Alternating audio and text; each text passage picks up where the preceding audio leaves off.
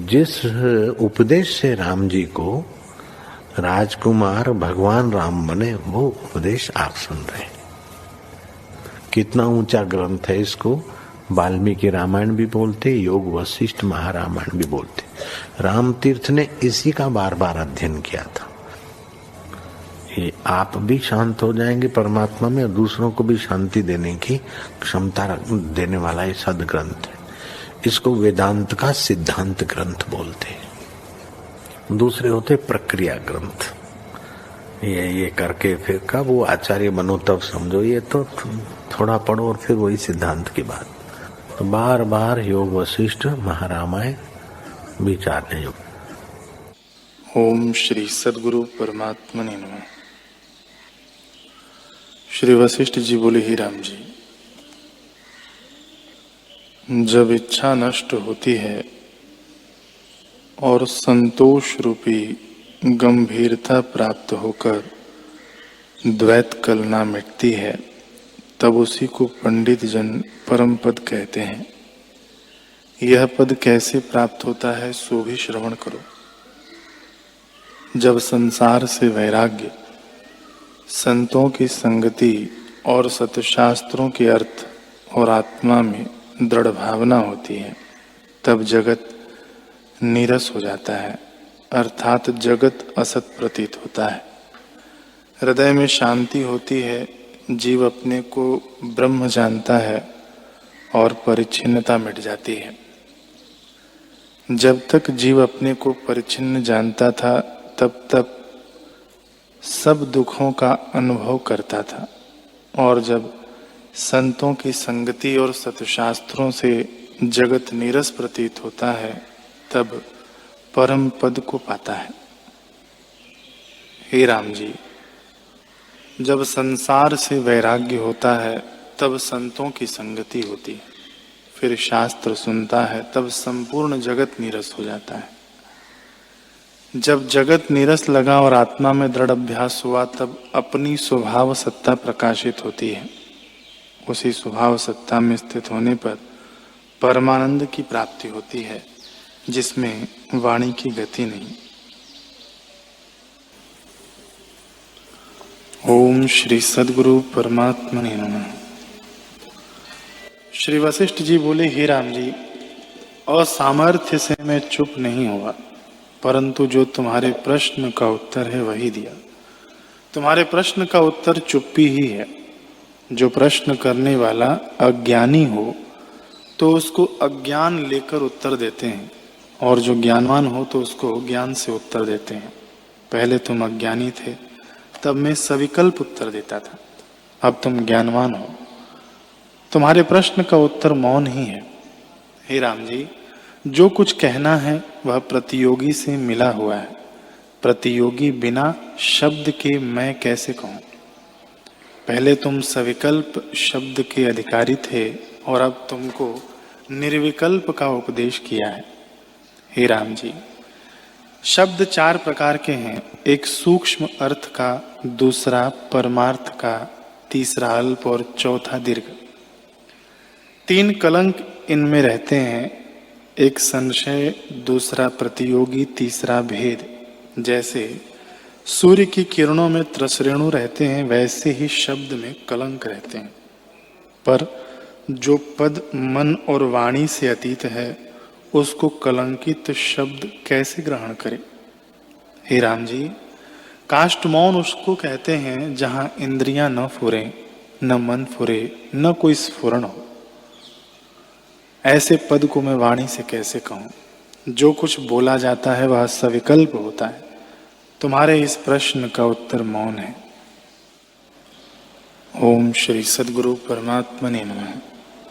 श्री वशिष्ठ जी बोले, हे राम जी, जिस पुरुष को मन रूपी खेत में अनुभव रूपी फल देखना हो, वह इच्छा रूपी कंटकों और वृक्षों को अनिच्छा रूपी फड़वे से काटे और संतोष रूपी बीज को बोवे, तो खेत भी अच्छा फलेगा। हे राम जी, जब अनुभव रूपी फल प्राप्त होता है, तब मनुष्य सूक्ष्म से सूक्ष्म और स्थूल से भी स्थूल हो जाता है और सब में आत्मा को देखता है। जब चित्त अदृश्य होता है तब द्वैत भावना मिट जाती है, और जब द्वैत भावना मिटी तब चित्त अदृश्य होता है। उस चित्त को जो उपशम का सुख होता है वह वाणी से कहा नहीं जा सकता, उसका नाम निर्वाण पद है। जब मनुष्य ईश्वर की भक्ति करता है और दिन रात चिरकाल तक भक्ति करता रहता है तब ईश्वर प्रसन्न होते हैं और निर्वाण पद की प्राप्ति होती है। हे राम जी, वह ईश्वर दूर नहीं, उसमें भेद भी कुछ नहीं और वह दुर्लभ भी नहीं, क्योंकि वह अनुभव स्वरूप ज्योति और परम बोध स्वरूप है। सब जिसके वश है, जो सब है और जिससे सब है, उस सर्वात्मा को मेरा नमस्कार है।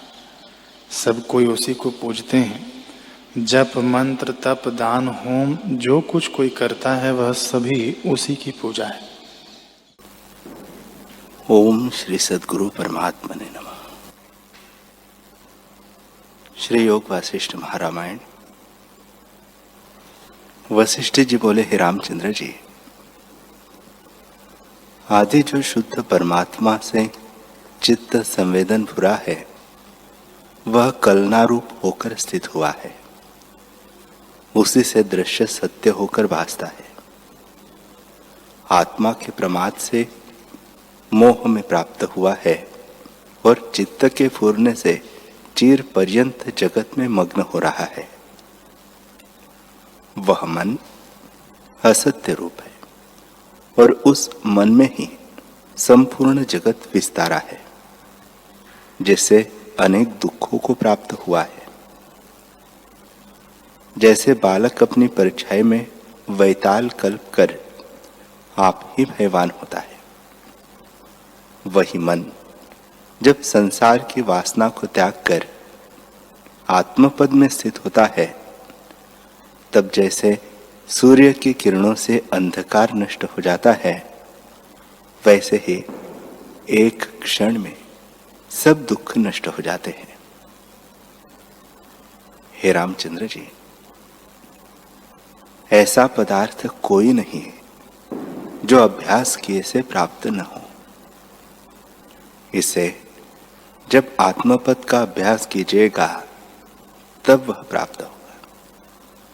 आत्मपद के अभ्यास किए से आत्मा निकट भासता है और संसार दूर भासता है।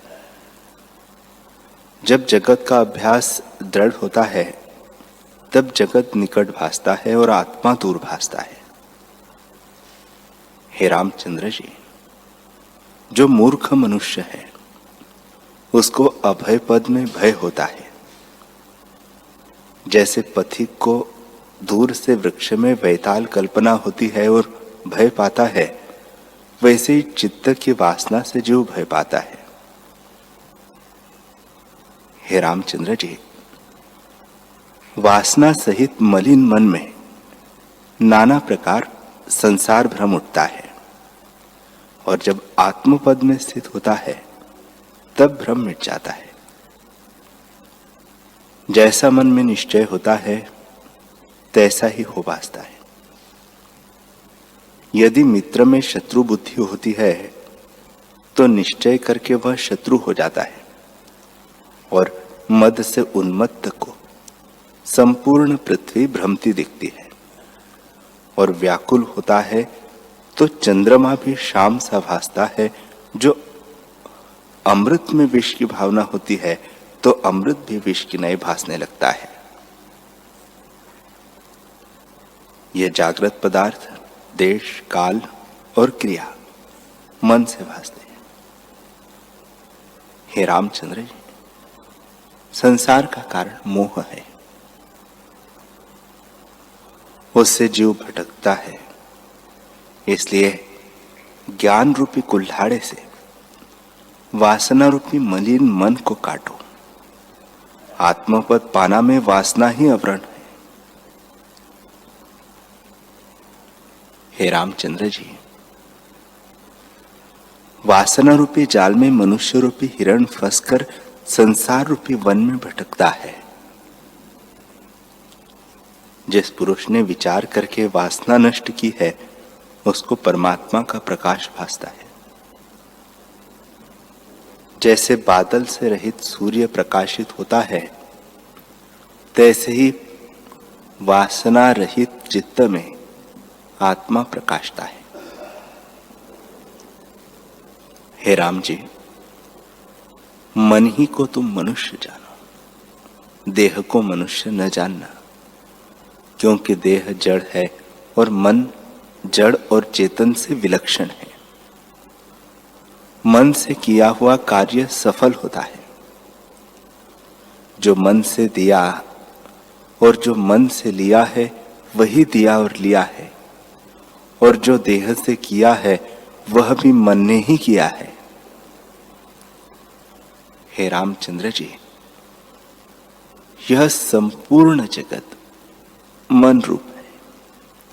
मन ही पर्वत, आकाश, वायु, जल, अग्नि और पृथ्वी है।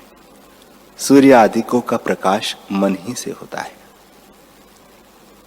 शब्द, स्पर्श, रूप, रस, गंध सब मन ही से ग्रहण होते हैं, और नाना प्रकार की वासनाओं से नाना प्रकार के रूप मन ही धारता है। जैसे नटवा नाना प्रकार के स्वांग धरता है, तैसे ही नाना प्रकार के रूप मन ही धारता है। लघु पदार्थ को मन ही दीर्घ करता है। सत्य को असत्य की नाई और असत्य जगत के पदार्थों को सत्य की नाई मन ही करता है, और मन मित्र को शत्रु और शत्रु को मित्र करता है। हे रामचंद्र जी, जैसी वृत्ति मन की दृढ़ होती है वही सत्य हो भासती है।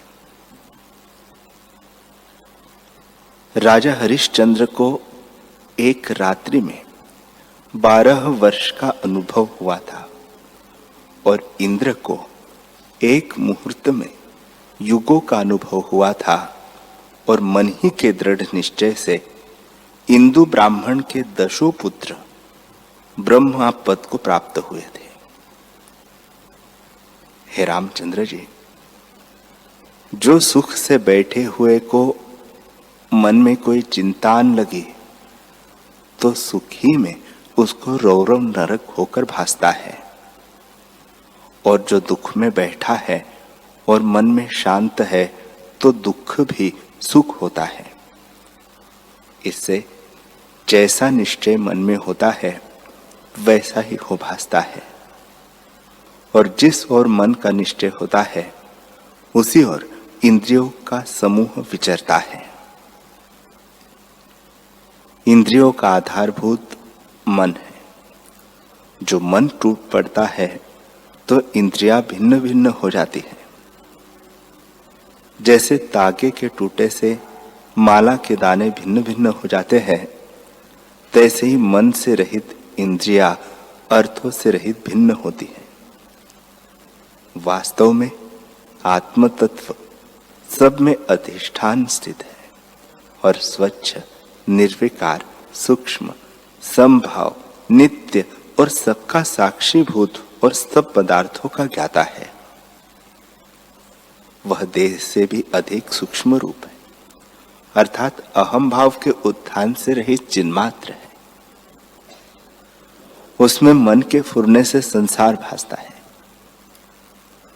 वास्तव में द्वैत भ्रम से रहित है। सब जगत आत्मा का किंचन में रचा है, और सब में चेतन शक्ति व्यापी है। वायु में स्पंद, पृथ्वी में कठोरता, सूर्य और अग्नि आदि में प्रकाश, जल में द्रवता और आकाश में शून्यता वही है, और सब पदार्थों में वही चेतन शक्ति व्याप रही है। वास्तव में उसमें अनेकता नहीं है, मन से भासती है। शुक्ल पदार्थों को कृष्ण और देश, काल, पदार्थ, क्रिया और द्रव्य को मन ही विपर्य करता है। हे रामचंद्र जी, जैसे निश्चय मन में दृढ़ होता है वही सिद्ध होता है, और मन बिना किसी पदार्थ का ज्ञान नहीं होता। हे रामचंद्र जी, जिह्वा से नाना प्रकार के भोजन करता है, परंतु मन और ठोर होता है तो उसका कुछ स्वाद नहीं आता, और नेत्रों से चित्त सहित देखता है तो रूप का ज्ञान होता है। इस कारण मन बिना किसी इंद्रिय का उपाय सिद्ध नहीं होता, और अंधकार और प्रकाश भी मन बिना नहीं भासते। हे रामचंद्र जी, सब पदार्थ मन से भासते हैं। जैसे नेत्रों में प्रकाश नहीं होता तो कुछ नहीं भासता, तैसे ही विद्यमान पदार्थ भी मन बिना नहीं भासते। हे रामचंद्र जी, इंद्रियों से मन नहीं उपजा, परंतु मन से इंद्रियां उपजी है, और जो कुछ इंद्रियों का विषय दृश्य जाल है वह सब मन से उपजा है। जिन पुरुषों ने मन वश किया है वही परमात्मा पुरुष पंडित है,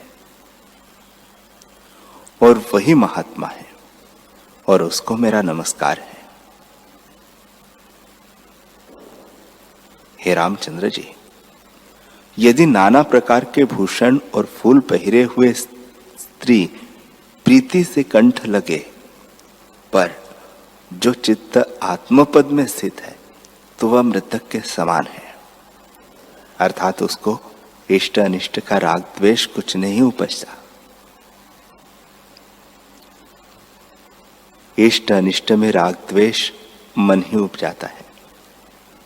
मन के स्थित हुए राग द्वेष कुछ नहीं उपजता।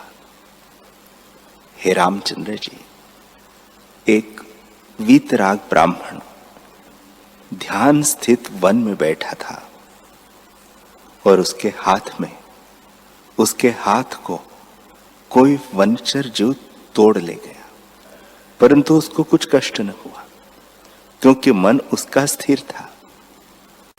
यही मन फुरने से सुख को भी दुख करता है, और अपने स्थित हुए दुख को भी सुख करता है। हे रामचंद्र जी, कथा के सुनने में जो मन किसी और चिंतवन में जाता है तो कथा के अर्थ समझ में नहीं आते, और अपने गृह में बैठा है और मन के संकल्प से पहाड़ पर दौड़ता दौड़ता गिर पड़ता है तो उसको प्रत्यक्ष अनुभव होता है, सो मन ही का भ्रम है। जैसा फुरना मन में फुरता है वही भासता है।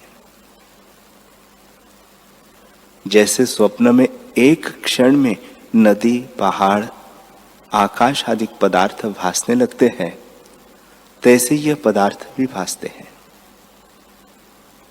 हे रामचंद्र जी, अपने अंतःकरण में सृष्टि भी मन के भ्रम से भासती है। जैसे जल के भीतर अनेक तरंग होते हैं और वृक्ष में पत्र, फूल, फल, टास होते हैं, तैसे ही एक मन के भीतर जागृत, स्वप्न आदि भ्रम होते हैं। जैसे सुवर्ण से भूषण अन्य नहीं होते, तैसे ही जागृत और स्वप्न अवस्था भिन्न नहीं। जैसे तरंग और बुदबुदे जल से भिन्न नहीं, और जैसे नटवा नाना प्रकार के स्वांगों को लेकर अनेक रूप धारता है, तैसे ही मन वासना से अनेक रूप धारता है। हे रामचंद्र जी, जैसा स्पंद में दृढ़ होता है तैसा ही अनुभव होता है। जैसे लवण राजा को भ्रम से चांडाली का अनुभव हुआ था, तैसे ये जगत का अनुभव मनोमात्र है, चित्त के भ्रम से भासता है। हे रामचंद्र जी, जैसी जैसी प्रतिभा मन में होती है तैसा ही तैसा अनुभव होता है। अब जैसे तुम्हारी इच्छा हो वैसे करो।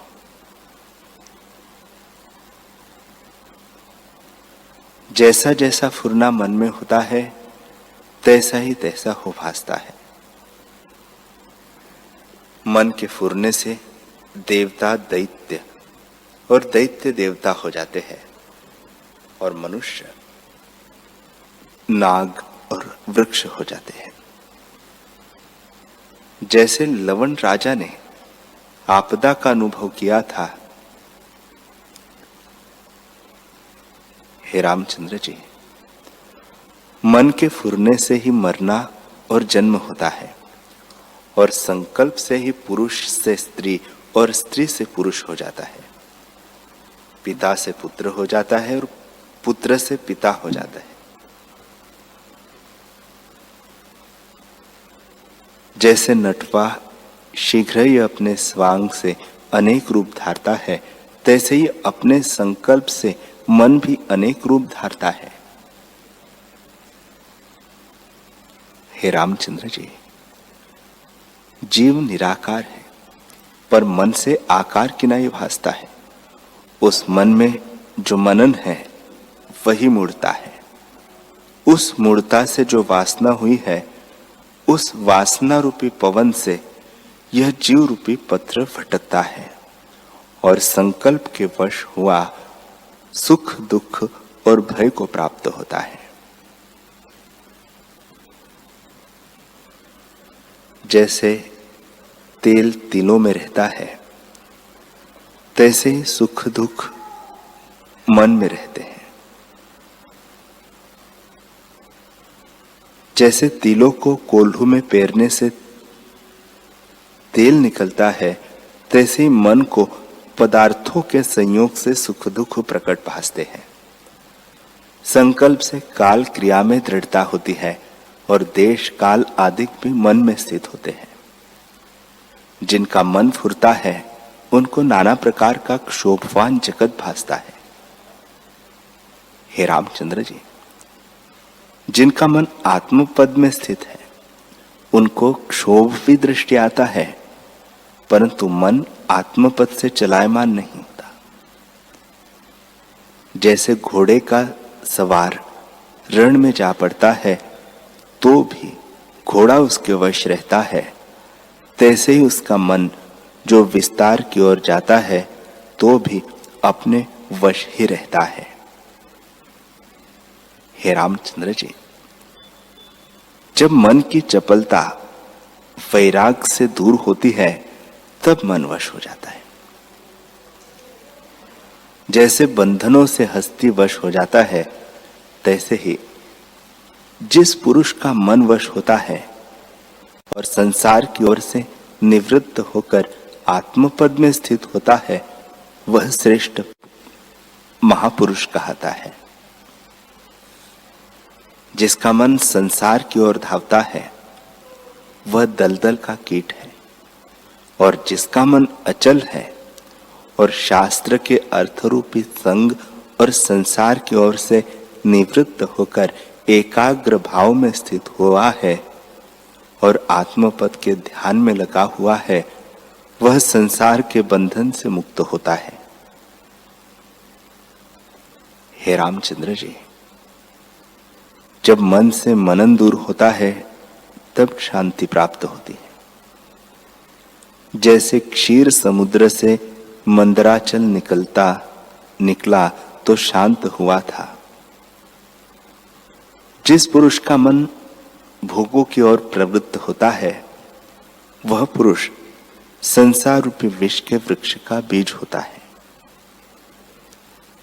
हे रामचंद्र जी, जिसका चित्त स्वरूप से मूढ़ हुआ है और संसार के भोगों में लगा है वह बड़े कष्ट पाता है। जैसे जल के चक्र में आया तृण शोभवान होता है, तैसे यह जीव मन भाव को प्राप्त हुआ श्रम पाता है। इससे तुम इस मन को स्थित करो और शांतात्मा हो जाओ। श्री वशिष्ठ जी बोले, हे रामचंद्र जी, यह चित्तरूपी महाव्याधि है। उसकी निवृत्ति के अर्थ में तुमको एक श्रेष्ठ औषध कहता हूं। वह तुम सुनो कि जिसमें यत्न भी अपना हो, साध्य भी आप ही हो और औषध भी आप हो।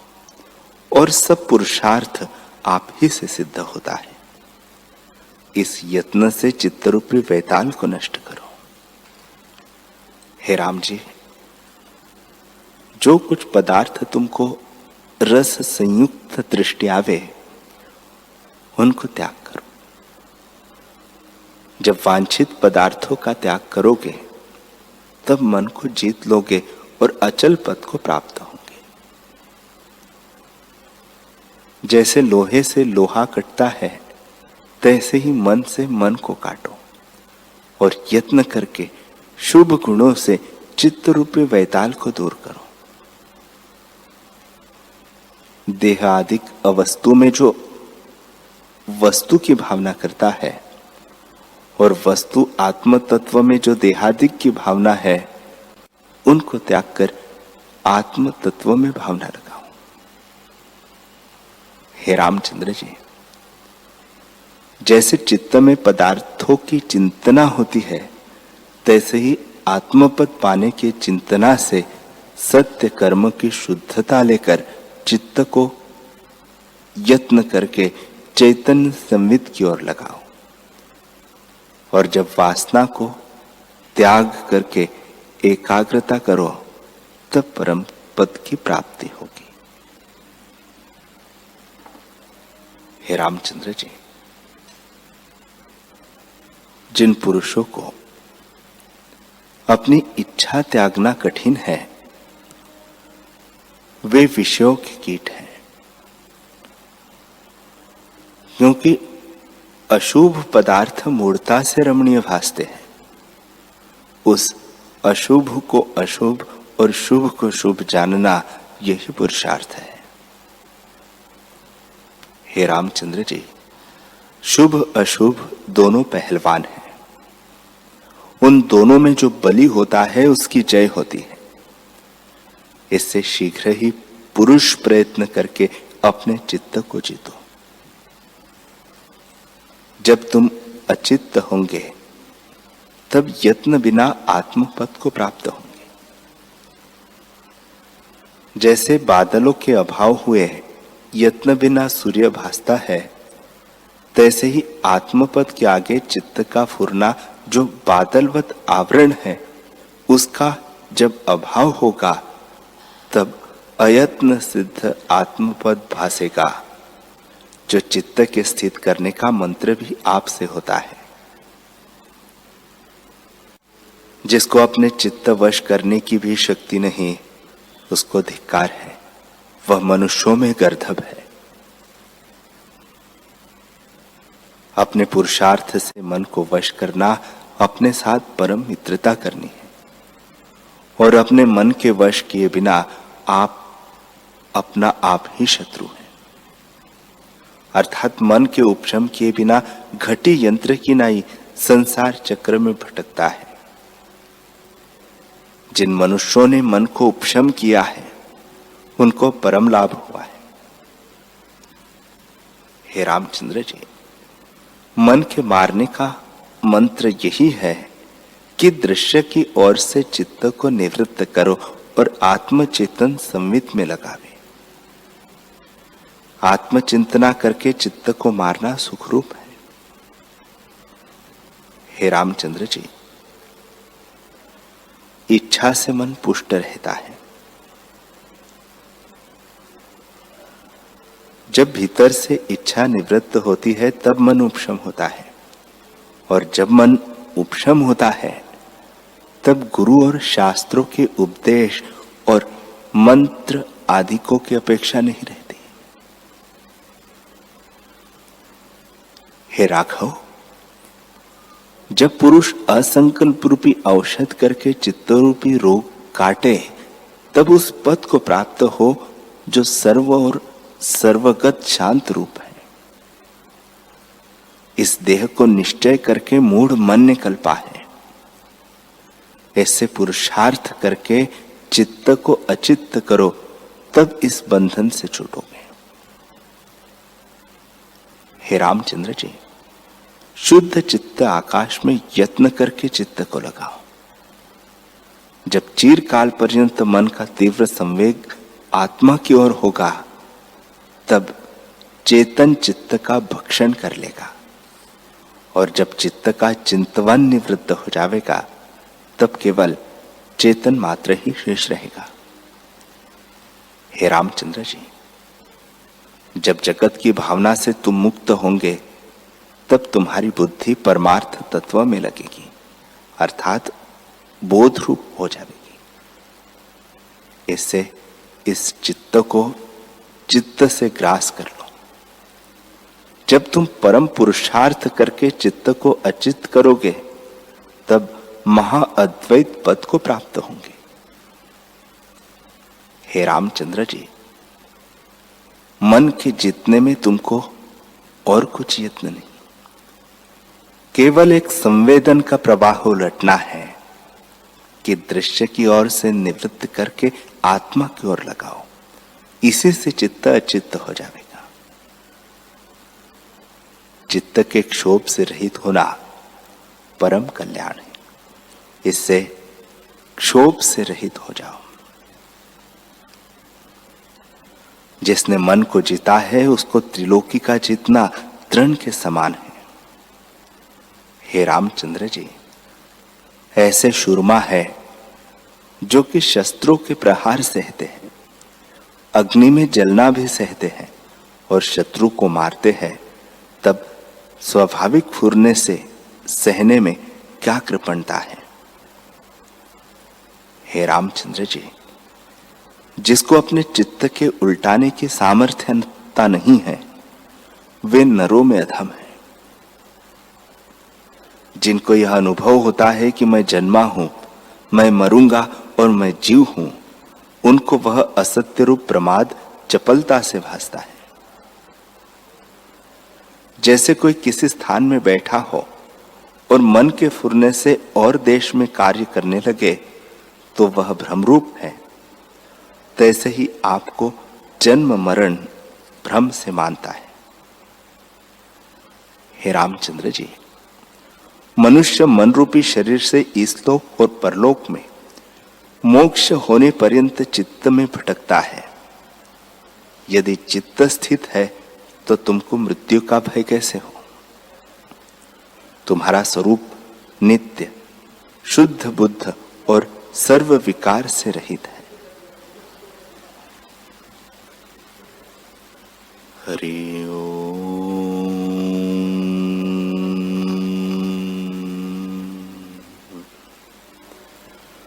हरि ओम।